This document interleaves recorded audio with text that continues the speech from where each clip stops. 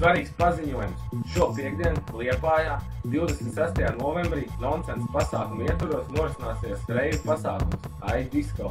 Pasākums sākums 22:00.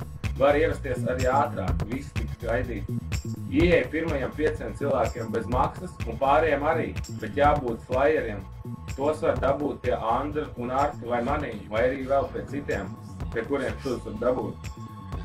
Būs pieejams bārs ar dažādiem spirdzinošiem dzērieniem, gaismas, video projekcijas, par tām rūpēsies vairāk DJ no Liepājas un ne tikai.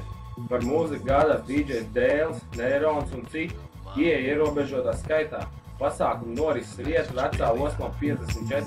Tiem, kas to nezina, tas ir, kad iet garām Hoņķikam, aiziet aiz Firebar un iet vēl uz priekšu pa promenādu, kur ārreiz bija vecā policija, un tur tas viss būs, ja jūs dzirdēsiet pēc skaņas. Sīkāk informācija www.mplab.lv/iDisco.